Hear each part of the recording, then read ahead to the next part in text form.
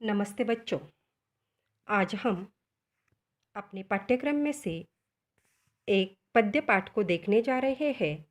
उस पद्य पाठ का नाम है पेड़ होने का अर्थ। कवि है डॉक्टर मुकेश गौतम। पहले हम कवि परिचय देखते हैं। डॉक्टर मुकेश गौतम जी का जन्म 1 जुलाई 1970 को उत्तर प्रदेश के सहारनपुर में हुआ। आधुनिक कवियों में आपने अपनी विशिष्ट पहचान बनाई है। आपने आधुनिक भावबोध को सहज सीधे रूप में अभिव्यक्ति दी है। वर्तमान मनुष्य की समस्याएं और प्रकृति के साथ हो रहा क्रूर मजाक आपके काव्य की प्रखरता से उभर कर आते हैं। आप हास्य व्यंग्य के लोकप्रिय मंचीय कवि हैं, फिर भी सामाजिक सरोकार की भावना आपके काव्य का मुख्य स्वर है। आपकी समग्र रचनाओं की भाषा अत्यंत सरल, सहज है तथा मन को छू जाती है। आपके काव्य में बड़े ही स्वाभाविक और लोक व्यवहार के बिंब, प्रतीक और प्रतिमान आते हैं, जो प्रभावशाली ढंग से आपके भावों और विचारों का संप्रेषण पाठकों तक करते हैं। आपकी प्रमुख कृतियाँ यानी आपकी रचनाएं हैं अपनों के बीच, सतह और शिखर, सच्चाइयों के रूबरू, वृक्षों के हक में, लगातार कविता, प्रेम सार्थक है पेड़, इसकी क्या जरूरत थी, यह आपका कविता संग्रह है। आदि रचनाएं आपकी प्रसिद्ध है, मशहूर है। विधा परिचय। प्रस्तुत काव्य नई कविता की अभिव्यक्ति है। नए भावबोध को व्यक्त करने के लिए काव्य क्षेत्र में नए प्रयोग, शिल्प और भाव पक्ष के स्तर पर किए गए हैं। नए शब्द प्रयुक्त हुए, नए प्रतिमान, उपमान और प्रतीकों को तलाशा गया। फलतः नई कविता आज के व्यस्ततम मनुष्य का दर्पण बन गई है और आसपास की सच्चाई की तस्वीर। अब हम पाठ परिचय देखते हैं। प्रकृति मनुष्य जीवन का स्पंदन है और पेड़ इस स्पंदन का पोषक तत्व है। पेड़ मनुष्य का बहुत बड़ा शिक्षक है। पेड़ और मनुष्य के बीच पुरातन संबंध रहा है। पेड़ ने भारतीय संस्कृति को जीवित रखा है और मनुष्य को संस्कारशील बनाया है।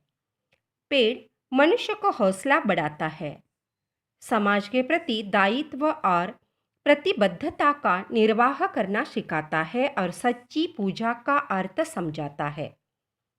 कवि ने मनुष्य जीवन में पेड़ के विभिन्न अर्थी भूमिका को स्पष्ट करते हुए उसके होने की आवश्यकता की ओर संकेत किया है।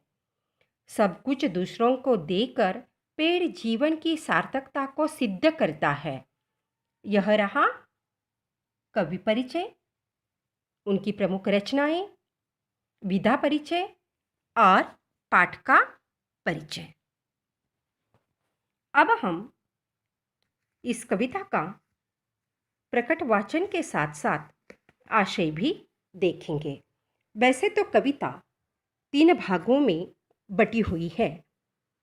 हम इसका भावार्थ जो है देने की कोशिश कर रहे हैं। पहले हम इसे प्रकट रूप में वाचन करते हैं, जिसे प्रकट वाचन कहते हैं। बाद में इसका विश्लेषण समझा देते हैं। आदमी पेड़ नहीं हो सकता। कल अपने कमरे की खिड़की के पास बैठकर जब मैं निहार रहा था एक पेड़ को, तब मैं महसूस कर रहा था पेड़ होने का अर्थ। मैं सोच रहा था आदमी कितना भी बड़ा क्यों न हो जाए, वह एक पेड़ जितना बड़ा कभी नहीं हो सकता। या यूँ कहूँ कि आदमी सिर्फ आदमी है वह पेड़ नहीं हो सकता। देखिएगा, अब हम इसका अर्थ देखेंगे। कवि ने पेड़ के माध्यम से मनुष्य को मानवता, परोपकार आदि मानव गुणोचित गुणों की प्रेरणा दे रहा है। कवि अपने कमरे के खिड़की के पास बैठे हैं और बैठते बैठते उन्होंने बाहर झांका और निहारा। निहारा यानी निहारना, जिसे हम मराठी में निरीक्षण करना भी कहते हैं। और वे प्रकृति का, निसर्ग को निहार रहे हैं, देख रहे हैं।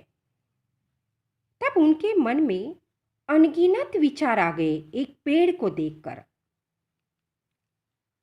पेड़ मनुष्य का हौसला बढ़ाते हैं। उसकी दान की प्रवृत्ति पर कवि ने सोचा और वे विवश हो गए। उनके मन में, मस्तिष्क में अनगिनत विचार आने लगे और वे आखिर कहते हैं, मनुष्य कितना भी बड़ा क्यों न हो जाए, वह पेड़ जैसा कभी नहीं बन सकता। पेड़ के हौसले से मनुष्य को सीख लेनी चाहिए। इसीलिए कवि कहते हैं, मनुष्य चाहे शरीर से, चाहे धन से कितना भी बड़ा हो जाए, लेकिन पेड़ जितना परोपकारी वृत्ति या त्याग करने की वृत्ति पूरी जिंदगी वे मनुष्य के लिए, मनुष्य के काम आती है। इसीलिए आखिर कवि कहते हैं, आदमी सिर्फ आदमी है, वह पेड़ नहीं हो सकता।